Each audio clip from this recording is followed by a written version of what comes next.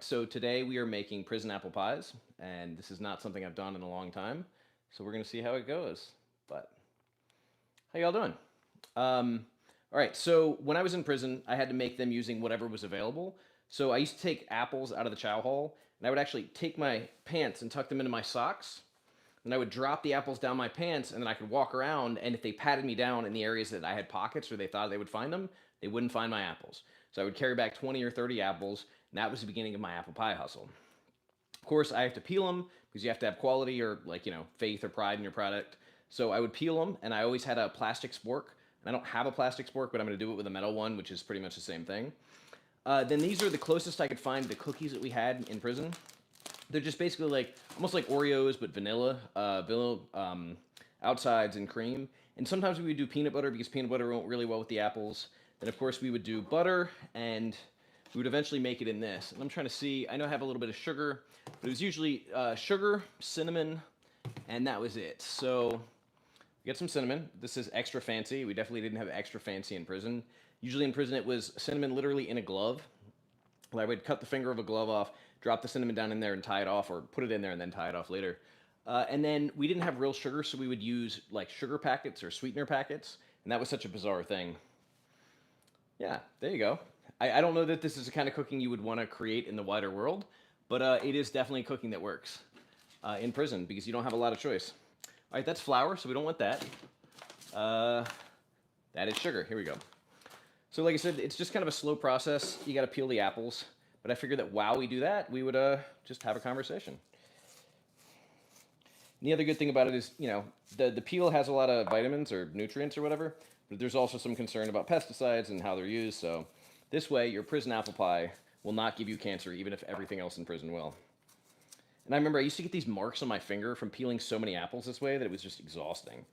And my buddy tried doing it with just an ID and just like kind of chopping it into squares. But we lost so many apples that it just didn't make sense. It was not sustainable. So it just went back to the spoon peel method. And I guess it's an example of how no matter what we did in prison, we had to be kind of innovative. We had to figure out a way to do it, even if that wasn't the most normal way or the accepted way or whatever you would say. By the way, I hope everybody can hear me okay because I've never done this before, but I've seen people on videos just put the Rode mic on their glasses because I've tried doing the lavalier and I've tried just doing the mic on the phone and they didn't work very well, so I figured we would try this instead. Oh. Taco Bell is a rat. Okay. Perfect. Thank you so much for the verification. I feel better. I feel bad because I haven't done a lot of lives on YouTube. I've just been so busy. Again, people see my videos, but they don't always know. I run Secondchancer Foundation. We are a nonprofit that's working to provide mentorship opportunities and reentry services for people getting out of long-term incarceration, and that takes up a lot of my time.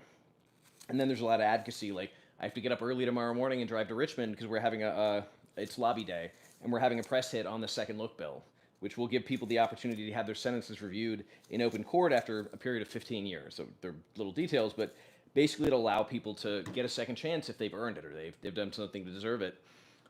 Because right now the only way to get out, because we don't have parole in Virginia, is clemency, and that's like a secretive process done by the governor. So it's not about whether someone has done all the work or been deserving. It's about the politics and like who's in office and who did what and donations, and it's such a corrupt system. And I think it's really important to have a clear and transparent process. So very cool. You can hear me, but I'm a little out of focus. I don't know how to help that.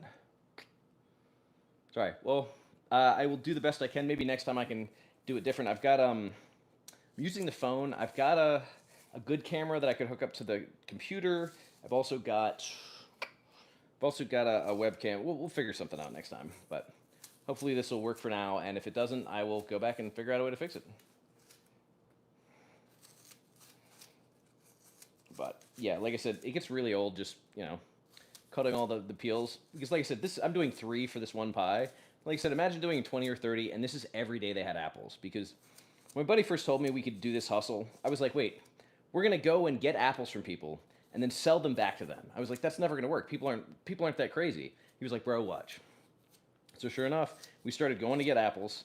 Everybody, at first people were like, yeah, maybe they didn't really want them or they were tired of apples. But eventually, once we started making them, people would line up. They would like bring us entire like tables worth of apples just because they wanted the chance to get an apple pie. And we used to charge the tub was actually a little bit smaller than this, but we used to charge $2 for each pie. And it got to the point where people would pay us ahead of time. Or like when I was running it by myself, people would come up to me and be like, "Hey man, if I gave you $10 on store day, can I reserve 5 pies?" Because even though we were bringing back 20 or 30 apples, we often could not make enough pies to keep everybody happy. And that was just in one pod of 64 people. And once people started finding out about it all over the compound, people would be like, "Yo, if I send you $5, will you send one over to me on the other side of the yard?" So it's 2.5 times as much money, but then I have to try to figure out how to get it all the way to the other side of the yard. And it was bizarre how popular it became, but it was a really cool thing because it let me know that there's a market for it. There's pretty much a market for everything. But it's also, I guess it's a luxury item. I don't know if anybody wants a weird economics idea right now, but one of the things we found is that luxury items do not suffer in a recession. So like people still get their hair and their nails done even when there's less money to do other things because it's considered really important to them. And I think sometimes fancy food or alcohol or gambling or things like that, which are really technically like luxury items, but I really think of as kind of like self-care items or like not necessarily healthy self-care, but like people use them to like de-stress or to feel like they're doing something. Those things tend to not go away because we actually have more stress during a period of recession when things are rough. So even when things were bad in prison, even when paychecks didn't hit or something was going on, there were still people lining up to get apple pies because it was something different and it was something special. And I think a lot of times we just want to treat ourselves. But yeah, yeah, thank you. We're working, and yeah, I do take a salary from the nonprofit. Our initial funder basically said, "Hey, I want to give you enough money that you can draw a salary for whatever you were going to do." Because I was on the fifth round of interviews for a big national nonprofit, and he thought that it would just not be a good fit, that I would be unhappy there, and that they work at such a glacial pace that um, that basically we wouldn't be able to get anything done. He said, "I think your talents would be wasted. So instead of that, I want to fund you to be able to draw a salary." And thankfully, we've continued to get a support. We just got a $40,000 grant from Southern Power Fund. We've got a $10,000 donation coming from somebody. We've gotten a lot of small donations that have added up to some really significant numbers, and it's allowed us to basically have the money to build the mentor platform, which we're working on. But also for me to draw a salary, for operations person to draw a salary. We're trying to get to the point where we can actually like expand and provide this nationally. Like the work we do locally is really important, and I'm going to continue to do that because it's probably as good for me as it is for them. I mean, being able to see the people who are where I was, it's a reminder and it keeps me grateful. But also, I want to be able to make sure that other people have more access or more support because just helping one small group in one area is great, but that isn't changing the system. And until we can change the system politically or as far as the way it's run, I want to make sure the services are there and available for everybody, or at least for those people who are going to take advantage of them. This is an Apple Watch. It came when I got the phone. It was you buy the phone, you get a free watch. I do have a Patreon. Yeah, if anybody wants to support me on Patreon, that would be amazing. It's one of those things where we're just kind of piecing together everything as we go. And then, by the way, for the cooking, I just put these into chunks. I don't want them too big or too small. Like I don't want slices because I want you to be able to bite into the apple pie and kind of still feel the bite of the apple rather than just have a mush. So it's I don't know. I don't think I've had enough apple pies out here. See whether they have chunks or whether they're just kind of like waterfied or putrefied or whatever it is. Liquefied, that'd be the word. I made him a cake. Yeah, we used to make cakes too. It was not my favorite. A lot of times guys would just take cookies and soda and then stick it in the microwave to make it rise. You can make all kinds of icings and creams, and like that's what I'm gonna do here. Actually, if I have the peanut butter, I'm gonna make the icing that I used to make in there. And I think I do. I just have to check.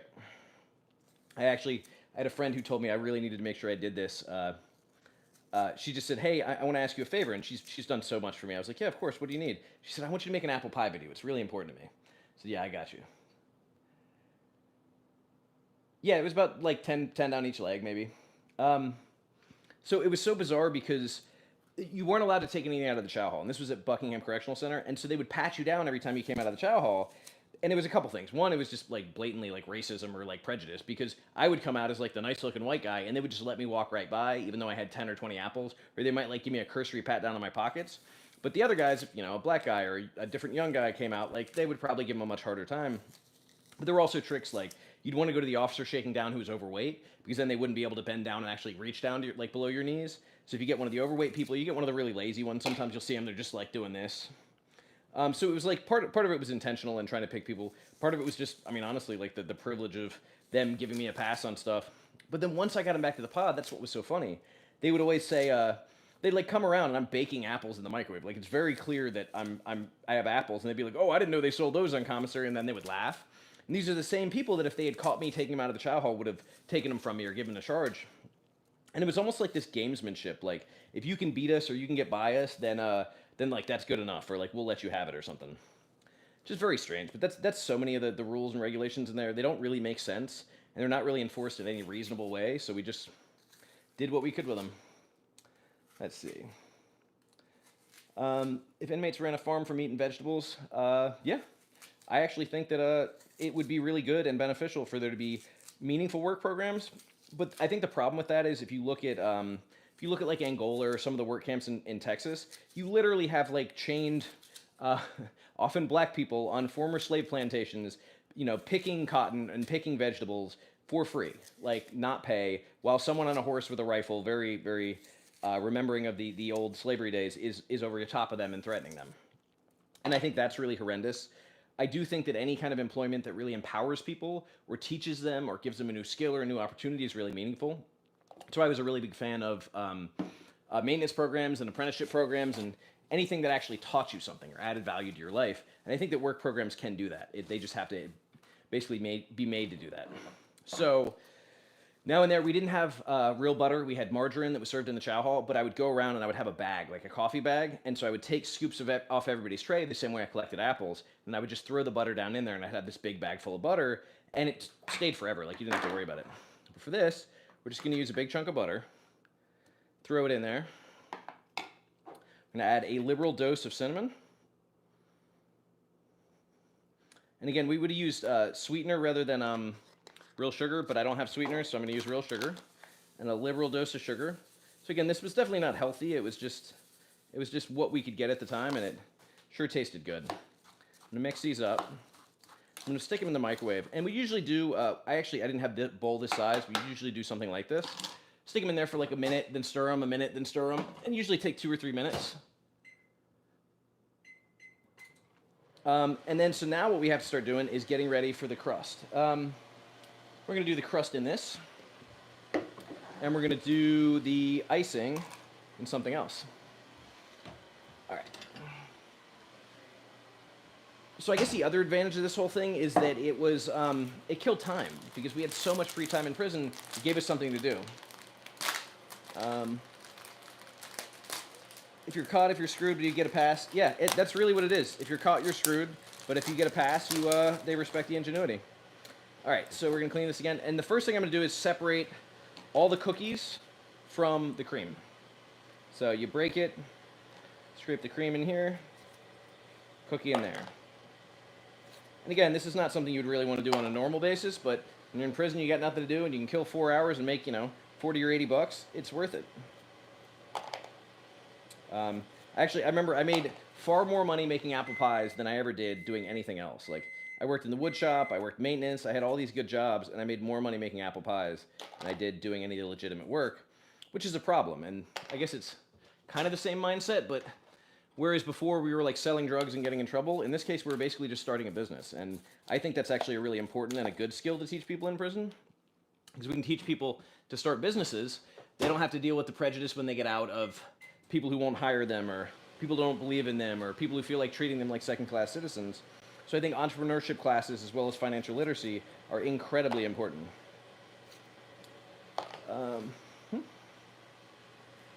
But I do hope that somebody actually enjoys this. I wonder who I'm going to give this to. I actually, so the co-working space where I go, but I also have started taking shifts. They're open today, and I think they close early, but if I have time, I'm going to drop this off. And when I went to tour the Jelly Belly jelly bean factory in Florida, I picked up a bunch of what are called belly flops. And these are Jelly Bellies, but that are like misformed, so they're half price. So if I can get a whole bunch of stuff there, I can basically go back and treat everybody in the co-working space to good candy. And I forgot to do it this morning. But one of the people there, it was her birthday yesterday, and we had the staff party, and I forgot it was her birthday. And she loves the grocery store Wegmans. Like, it is her favorite thing. She talks about it all the time. So I went and got her a Wegmans gift certificate, which I'm kind of excited about. Because these are the people that I really like. In prison I was kind of thrust around people that may not have been my first choice, or that I wouldn't have wanted to spend time with, or that I just kind of had to learn to deal with. And in the world. Like my main search is kind of for community and family, and this co-working space is to a large degree the family that I found. That and my jujitsu people and my technology people, but my technology people live all over. Like a bunch of them live in Canada and New York and California, and so it's hard to connect regularly. But we go to conventions like we did last week at CES, and we do some strategic partnerships for the nonprofit. We managed to raise some money, and we just get to hang out and kind of connect. Because, like I said, those are my family. But same with the co-working people. Like they feel like family to me. It feels like home to me. And so I started working shifts there as much as anything, just because I want to go to the staff parties. And now I'm invited, and for example, did go to the staff party yesterday. I'm grateful, man. It's what all I'm looking for is like a team, a family, a partnership. We're all just looking for something to sustain us. But I think that, yeah, the wood shop usually was the highest paying job. Or what it is the Virginia Department of Corrections has something called VCE, which is Virginia Correctional Enterprises. And these are factories that work within the prison system, but are not directly prison jobs. So it's like a private, maybe even a nonprofit, I'm not sure, that contracts with DOC and then provides equipment for all the state facilities. So like the wood shop used to make furniture for the colleges and state house and schools. Basically, like anything that's a state office or facility has to buy from them, or has to prioritize buying from them if something's available. And because that way they got it at a low cost, and it supposedly saved taxpayers money. And the most you could make in the wood shop was 80 cents an hour, whereas the most you could make in a normal job in DOC was 45 cents an hour. And it didn't always work out exactly like that. It wasn't always, but the idea was you could do that, and especially if you got long hours. And additionally, the lowest recidivism rate, the lowest classified recidivism rate of anybody coming out of Virginia prisons are former employees of VCE, like anybody who worked long time for the factories, because they got used to getting up in the morning, going to work, coming home, like watching TV, making a meal, and going to sleep. Like they didn't have time to get in trouble. And so for the most part, when they get out, they do the same thing. They get up if they can get a factory job. And a lot of them actually get hired by VCE, or used to get hired by VCE. I'm not sure how it is anymore. And would allow them to go out and just keep doing the same thing they're doing. And now rather than making 80 cents an hour, they're making 60 grand a year or 70 grand a year, and they can actually live off that. But it's crazy because I talked to one guy, and he got out, he got a job with VCE, and he literally still eats the same like ramen noodles and chili pack he was eating in prison. He was like, man, I don't need to do anything different. If I could live off it there for $2 a meal or $3 a meal, like I can do it out here. And on the one hand, I respect that because he's probably saving a bunch of money, and he'll maybe be able to retire one day. But on the other hand, it's like, man, you're out. Like it's time, bro. It's time to enjoy life a little bit.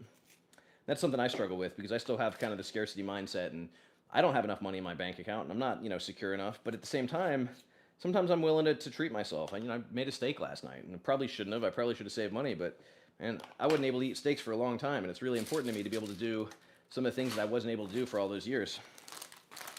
So, now I gotta bust these up. Now, what we used to do, and I probably should have kept that, and I don't know if I have another bag. I don't think I do. But we would have taken a bag, like a coffee bag or something, stuck this in there. Actually, hold on, I can do this. These are no good, so we're going to throw these away and use the cookies in here. So this is about what a coffee bag was like. So I would stick all the cookies in here, and I would bust them up because I don't want them to just be like crunchy or whatever. I want them to be like really fine powder. And once I get powder, what I'm basically doing is making like a sweet flour or like a cookie mix or a cake mix. Yeah. Yeah, I'm doing the best I can. It's still important to me to make sure that I don't like overindulge or go into debt or do things that I see a lot of people do, because that just adds more stress and creates more problems. But I do. I try to eat well. I try to treat myself. I just joined a new gym, which is expensive, but man, they have a hot tub and a sauna and a rooftop pool. And I was like, you know what? I'm going to have better access to weights because they have a really, really good weight pile. They got really good cardio equipment. They got really good classes. And they've just got good people. Like, they've got people who are there to work out. So I can still do jiu-jitsu. I can do this. And I think it's going to be good for me. And on the one hand, I was like, man, that's a lot of money. Why am I doing that? And then I think about it. I'm willing to put money in an investment that I might not see any return for 20 years. But I was acting like it wasn't important enough to put, and invest in me. The reality is I'm the most important thing I can invest in. So I'm going to invest in me, whatever that looks like. And right now it means, having a steak at night and going to the gym. Make sure that I feel good and I'm in a good place.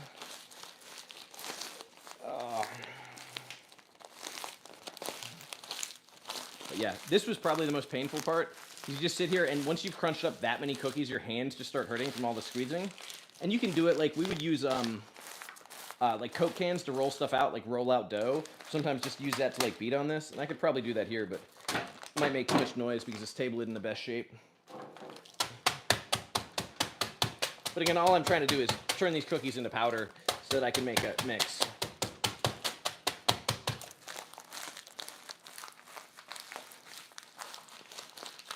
Yeah, pretty exciting, right? Yeah, I mean, a food processor rolling pin would be the easier option. I'm trying to, for the most part, though, do it like I did in prison. Trying to give people the option of seeing what it was and how we made it work. If I had had time, I would have made a stinger. I would have made an oven to show just what that looks like, because there were times, like when I first went in, the receiving prison and then the level 4 prison, we didn't have microwaves. So we had to make stingers, which were basically devices to connect to an electrical outlet that would boil water. So you stick it down in the water, that boils water, and that was how we cook stuff. Or, at Nottoway, we used to do these frying pans. They would give us these metal, like aluminum foil serving trays for lockdown, and we would fold them up and collapse them together and create a frying pan. And then you would take a wad of toilet paper, or every now and then they'd give us those wax cups that were really, really good, and you would stick that on the edge of your toilet, you would light it on fire, and you would fry your food. And that was how we made it. But for stuff that took a long time, you wanted to boil the water, or you would make an oven, and then that would allow you to make to bake stuff. We'd make quesadillas, we'd make pies, they were just amazing. But it was so much easier when we had a microwave, like especially like the cakes and the different random stuff. But like I said, it doesn't have to be perfect, but you want it to be perfect. And because I'm actually going to give this to somebody, normally I would use water, though a lot of times I would bring milk back in the morning. So I would either take a milk bag, kind of like that, but that would seal. I would fill it up, and then I would drop it down my pants.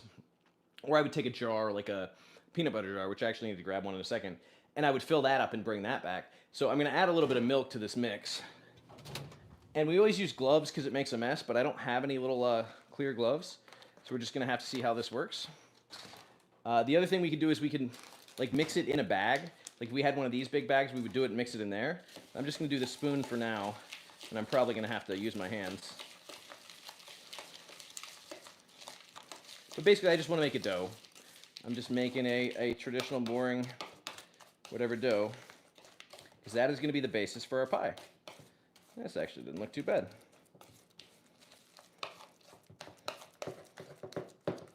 May have added a little bit too much milk, and I don't feel like doing any more cookies, so I'll have to see how this goes.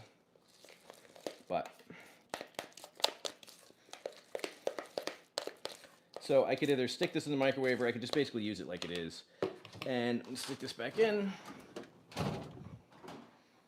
So we're going to take this, throw a little bit on there that's going to be for the top. But this is basically going to be our sides and our bottom. So I'm going to make basically the tray that the apples are going to sit in. Because you see, I cooked the apples, and they're pretty much done now. And the thing is, you didn't actually have to put a bottom on it. And a lot of times, if we were short on cookies, but we had a bunch of apples, I wouldn't put a bottom. I would just leave the bottom empty and just do the sides and then the top. So that way people felt like they had a full pie. And nobody really cared about the dough. Like, you wanted a little bit of dough on top, and then you wanted the pie. So it was kind of a good enough thing. And like I said, I made this a little too wet, or normally it would form better to the sides. So I'm very out of practice after 2+ years. But I will call that a good thing, because it means I'm eating good meals rather than making prison apple pies.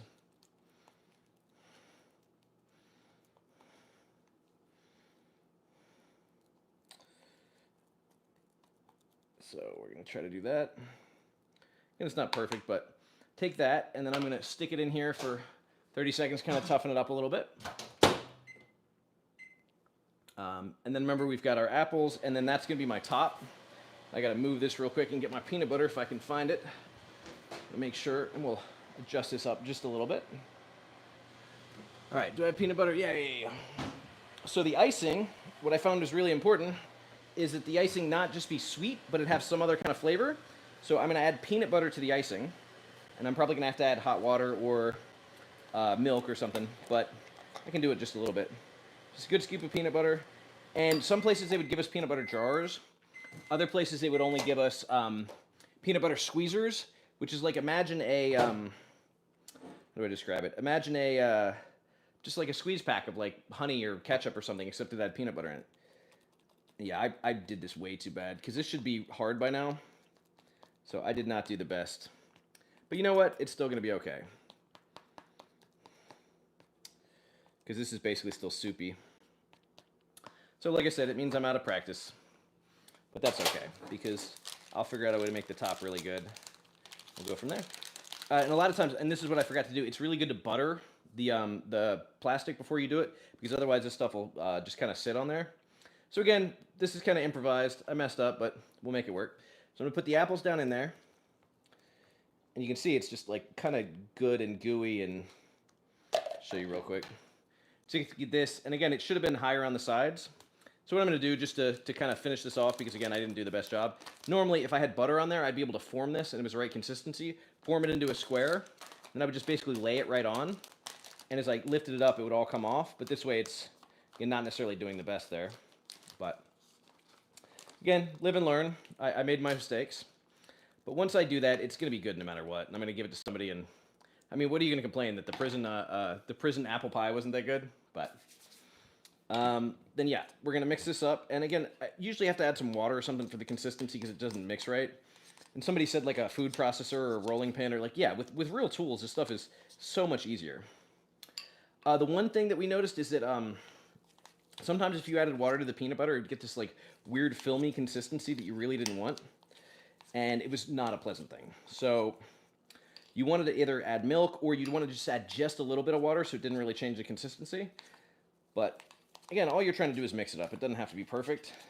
And this will be really thick. So I guess because the other stuff isn't so good, so it's just icing. So it's cookie icing plus peanut butter. Or if we were really lazy, we'd get the peanut butter cookies that had the same thing, but it was already pre-done. And we're just going to layer this on top. And sometimes I would do the fancy thing. Like if we didn't have enough to give a solid layer on top, I would fill it in a bag and cut the bottom of the bag off so you could do like the fancy swirl or swirls like you would on at a regular bakery. But for now, we're just going to dump this on top because again, this is probably not my finest work, but it's going to do. And in very unfinished form, this is a prison apple pie. And I promise you it is pretty good. I forgot to. I should have baked it before I put the topping back on it. But you know what? Since I forgot, we're just going to do it anyways. Because again, what you want to do is you want to pre-bake the food, or the crust. Get it kind of hard, and then when you put it in there, you've got a solid, almost like pie crust, and then you would put the top on, and again, you would bake it again to get a solid pie top, and then you would put the icing on top. And that was, I think, why it wasn't spreading very well, because you want it to be really hot, because then the icing just kind of melts. I also didn't add any water or milk to it, but let me tell you, cookie icing and peanut butter is not bad at all.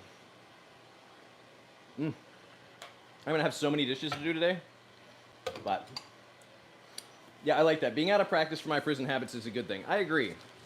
If I was in practice, I would say that was concerning, but we're going to call that a win. And I'm going to keep the spoon because maybe I want to eat this. Man, I feel like I've made a mess, but hopefully you guys have enjoyed, if nothing else. Let's see. Come on now. It's the thing. In prison, I was so patient because I had nowhere to go and nothing to do. And out here in the world, it's like, wait, but I don't have anything to do. I got some work to do. I got to send a bunch of emails. I got to do a program proposal. I got to write a couple grants. But like that doesn't depend on time. All right, so go down, and I want to get like a good piece of crust, a good piece of apple, and a good piece of topping, and not burn myself.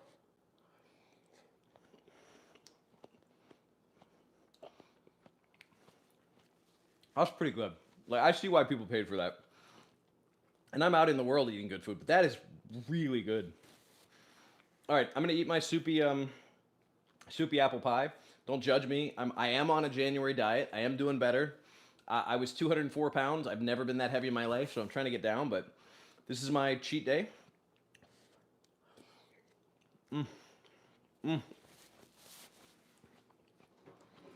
Well, thank you all for joining me. I'm going to start trying to do lives more regularly. Somebody actually advised that I do that I'm just so busy, man. I'm just so crazy. But it's something I can start working into my schedule, and I'm setting my studio up because we're looking at starting to do the podcast officially. Done a couple test interviews, but we really want to get it up and going. So I might have to rearrange the room so we can get the podcast studio up and going. And then, yeah, I'm excited. I'm just grateful for everybody who tunes in, everybody who sends me those messages saying they got something out of it, everybody who interacts. I mean, it's a chance for me to share my story, share what I believe is important and right, hopefully be of help or assistance to people, and gives me a great sense of meaning. And I really appreciate the opportunity to do this on top of everything else I do. So thank y'all.